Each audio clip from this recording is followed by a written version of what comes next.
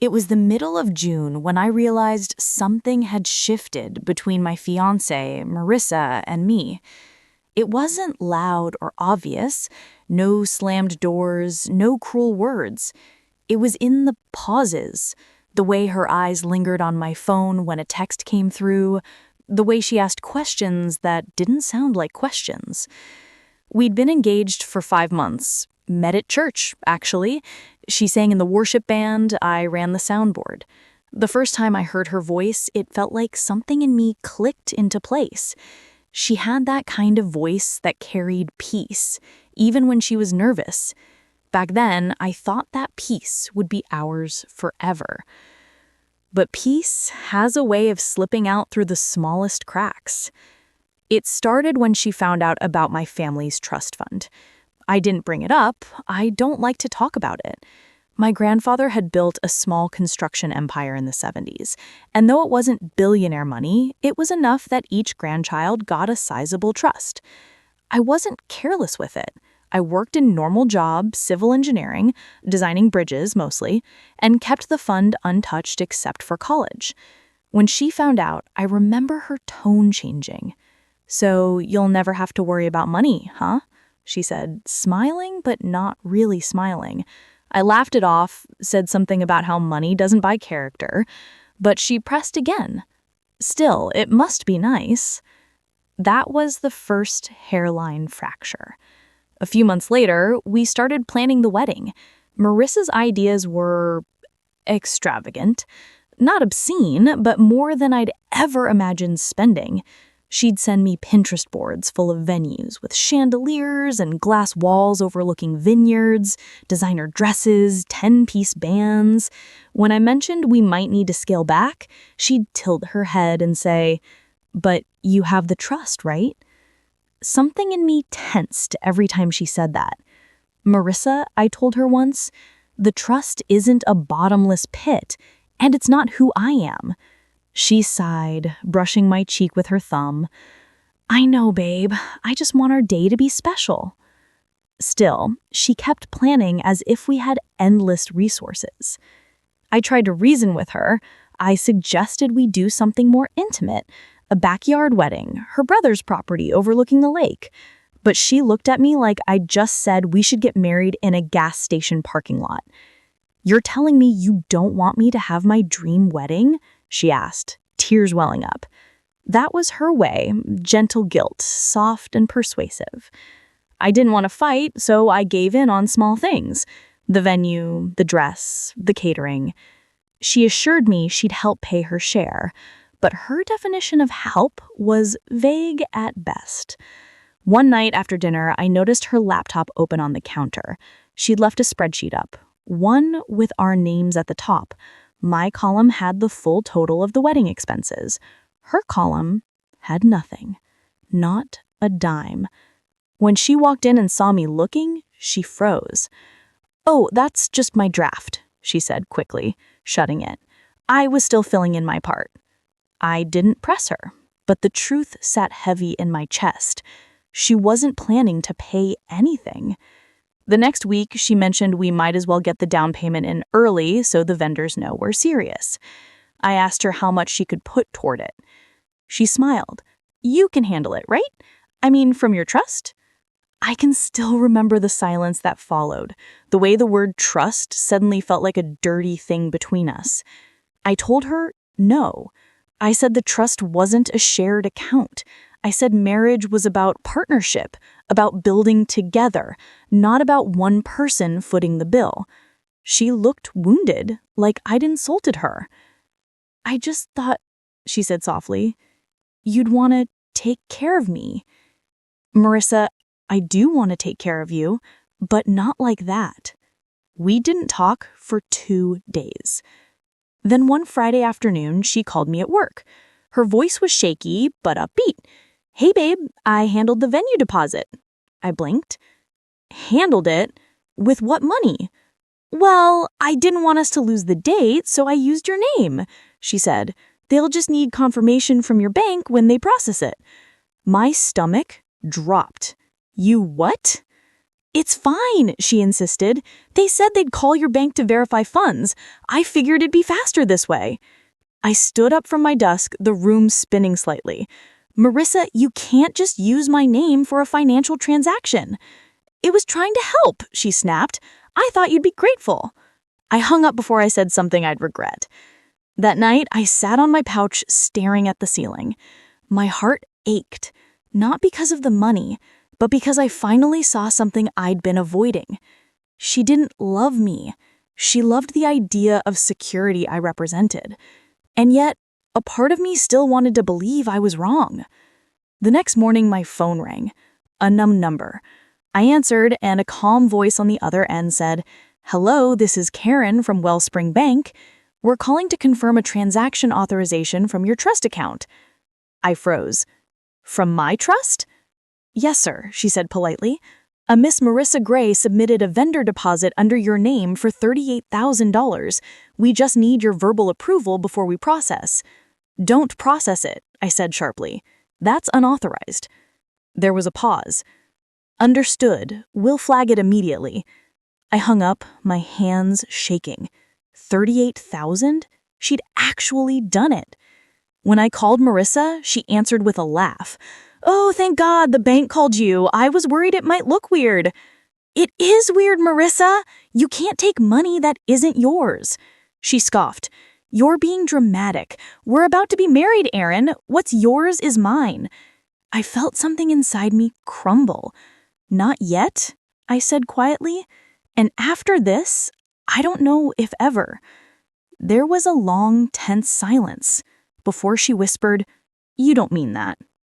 But I did. That night, I packed away the ring she'd left on my dresser and sat alone by the window, watching the rain trace slow rivers down the glass. The trust, the thing I'd always seen as meaningless, had become the mirror that showed who we both truly were. And I didn't like the reflection staring back. The following week was a blur of silence and guilt. I didn't sleep much. Every time I closed my eyes, I saw her face when I said those words. I don't know if ever. It wasn't just disappointment I'd seen there. It was disbelief, like I'd just ripped away the version of her life she'd already built in her head. She tried to call 7 times that weekend. I let everyone go to voicemail. I couldn't hear her voice yet, not without breaking down again. By Monday, I thought maybe I'd start to feel relief, but all I felt was emptiness. My mom noticed immediately when I stopped by her house that evening. She was in the kitchen, stirring sauce in a pan like she always did when something needed fixing. "You look like you've seen a ghost," she said, wiping her hands. "What happened?" I sat down at the counter, the words heavy in my throat. "Marissa tried to take money from the trust." Mom blinked. "You mean she asked?" "No, she went through the bank, gave them my name." She let out a low whistle, then crossed her arms. Lord have mercy. We sat in silence for a while. The smell of garlic filled the kitchen, but it didn't make me hungry. I finally said, "She's not who I thought she was." Mom nodded slowly. "Sometimes God lets the truth show early so you don't pay for it later." Her words stung, even though I knew she was right. I didn't want to believe Marissa was that kind of person. I kept thinking there had to be another explanation, a misunderstanding, maybe even panic. But the bank call had been clear as day. Still, part of me felt cruel cutting her off so suddenly, so that night I texted her, "We need to talk." She responded in seconds. "Thank you. Please, can we meet tomorrow?" We chose a small coffee shop downtown, the kind with exposed brick and Edison bulbs, the kind that feels too intimate when you're trying not to cry. She was already there when I walked in, her hands wrapped tightly around a mug. "Aaron," she said softly, standing up like she wanted to hug me. I didn't move, and she sat back down. "I didn't mean to scare you." "Scare me?" I repeated. "You tried to move $38,000 without asking." Her eyes filled with tears instantly. I know, I panicked. The venue said they'd give our date away if we didn't pay that day, and you weren't answering my texts. I thought." "You thought what?" I asked, trying to keep my voice steady. That I'd just find out later and be fine with it? She sniffed, wiping her cheek. I thought you loved me enough to understand. That line hit me in the chest. Because she was right about one thing, I did love her. But love and blind trust aren't the same thing. I do love you, I said quietly. But what you did wasn't love. It was control. She looked stunned. Control? Yes, I said. You didn't ask. You decided. You used my name like a key, like something you were entitled to. She opened her mouth, but I kept going. I wanted us to build something honest, not something funded by guilt or manipulation. Tears slipped down her cheeks, and for a moment I almost reached across the table to wipe them away. But I stopped myself. She needed to feel the weight of what she'd done. I was just scared, she whispered. You don't understand. I've never had stability before, Aaron. My parents struggled, my credit's a mess. I thought maybe if I married you, everything could finally feel safe. I swallowed hard. Her honesty cut deeper than I expected. Because beneath the anger, I saw something else. Fear. The kind of fear that grows when life's been uncertain too long. I get that, I said softly. I really do. But safety built on a lie isn't safety, Marissa. It's just a different kind of prison. She looked down at her cup. So, what now? I took a deep breath. Now, I think we both need time. Real time. No wedding planning, no pretending, just truth. She nodded slowly, then whispered, Do you hate me? I shook my head. No, I just can't trust you right now. That broke her. She started sobbing quietly, the kind of cry that made people in nearby tables glance our way and then look away quickly. I stayed there, letting her cry, because walking out right then felt too cruel. When we finally stood to leave, she reached for my hand. I let her hold it for a second, just enough to remember what I loved about her once. Then I pulled away. Goodbye, Marissa. Goodbye, she whispered, her voice trembling. For weeks after that, I buried myself in work. I said no to calls, ignored texts from mutual friends who wanted updates. But at night, when the house was quiet, I'd find myself scrolling through old photos. The beach trip, the Christmas party, her smile when I'd surprised her with that little silver bracelet. I couldn't tell if I missed her or just the version of her I thought was real. Then one evening, about a month later, I got another call. From Wellspring Bank again. Mr. Cole, the voice said, we just wanted to inform you that Miss Gray contacted us this afternoon regarding your trust account. I tensed. What did she say? She requested to speak with our fraud department, to report herself. That threw me. She what? Yes, sir. She wanted to ensure no charges were filed on your behalf and to leave a statement clarifying that the attempted transfer was her doing, not yours. I sat there in silence, stunned. Thank you, I finally managed. After hanging up, I stared at my reflection in the dark TV screen. Maybe she really did feel remorse. Maybe this was her way of coming clean. That night, I found her name in my phone again. My thumb hovered over it for a long time before I typed, "Thank you for doing the right thing." She didn't reply. But something in me settled. Not forgiveness, not yet, but peace. A small, fragile kind of peace that reminded me maybe grace doesn't always look like getting back together. Sometimes it's just letting go without bitterness. A week later, a card showed up in my mailbox. No return address. Inside, a short note in Marissa's handwriting. Aaron, you were right. Safety built on lies isn't safety. I'm learning to stand on my own now. Thank you for stopping me before I lost myself completely. M. I read it twice, then set it on my desk, the faint scent of her perfume still clinging to the paper. I whispered a prayer, not for us to find our way back, but for her to find hers. 3 months passed. Summer faded into early fall, and I started to find a rhythm again. I moved apartments, something smaller, humbler, with creaky floors and a balcony overlooking the river. I liked it that way. It felt earned. My friends kept asking if I'd started dating again. I hadn't. Honestly, I didn't know how to start. After Marissa, trust felt like a language I'd forgotten how to speak. One Sunday morning, I went back to church for the first time in weeks. I'd been avoiding it, afraid of seeing people who'd ask questions I wasn't ready to answer.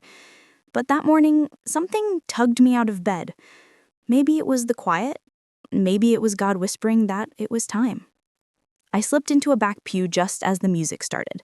The worship leader, a new guy I didn't recognize, strummed the first chords of "O Come to the Altar." And as people began to sing, something in me broke open. I felt tears rolling down my face before I could stop them. I wasn't crying for Marissa anymore. I was crying for the version of myself that had been trying so hard to fix her, to save her, to prove that love could rewrite someone's story. When the song ended, I sat there for a while, breathing slow, and for the first time in months, I felt clean, like the ache had finally found a place to rest. After service, I ran into Pastor Drew near the exit. He gave me that knowing half smile pastors are famous for. "Haven't seen you in a while, Aaron." "Yeah, been sorting through some things." He nodded. "Sorting's good, just don't unpack in the wrong place." I laughed. "You sound like my mom." "She's a wise woman," he said, patting my shoulder. "Don't let guilt keep you from the good God still wants to give you." That line stayed with me all afternoon, because I realized that's what I'd been doing, holding on to guilt like it was some kind of payment. Like if I carried it long enough, maybe Marissa's choices would hurt less. A few weeks later, I got an email from her. No subject line, no greeting, just this. "Hi, Aaron. I hope you're doing well. I wanted you to know I got a new job, accounting assistant at a nonprofit downtown. It's not glamorous, but it's honest. I'm learning what responsibility feels like when you stop expecting someone else to carry it. Thank you for showing me that. I hope you're happy. Marissa." I stared at the screen for a long time. My heart didn't twist the way I thought it would. Instead, it felt steady, like closure had finally caught up to me. I wrote back a simple reply. "I am. I hope you are too." That night, I sat on the balcony watching the city lights shimmer on the water. A cool breeze carried the smell of someone's barbecue down the block, and for the first time, I smiled, really smiled. I realized that what I'd lost wasn't love. It was illusion, and what I'd gained was worth far more than any trust fund could hold. Winter came fast that year. Work slowed down, giving me more time to reflect. My mom convinced me to join a small group from church, just 5 of us, meeting every Wednesday in a living room with coffee and mismatched chairs. The topic was restoration, which felt almost too on the nose. One night, after we finished reading, one of the women, Sandra, asked if anyone wanted to share a story of something God had restored in their life. Everyone went quiet. Then, without planning to, I spoke. I lost someone this year. Not to death, but to truth. She thought love was money, and I thought I could fix that by being patient. Turns out, love without truth just turns into pretending. And pretending will always break eventually. They all listened. Really listened. Then Sandra said, "Sometimes God lets a heart break early, so it won't shatter later." Her words echoed my mother's from months ago. Maybe that's how wisdom works. It circles back until you're ready to hear it. After that night, something shifted in me. I started volunteering with the same nonprofit Marissa had mentioned in her email. Not because of her, but because the mission felt right. Helping families rebuild after financial hardship. The irony wasn't lost on me. The air between us wasn't heavy this time. Just quiet. Respectful. Like 2 people standing at the gravesite of what used to be, without bitterness, only understanding. "You look good," she said. "You too," I replied. "How's it been?" She laughed softly.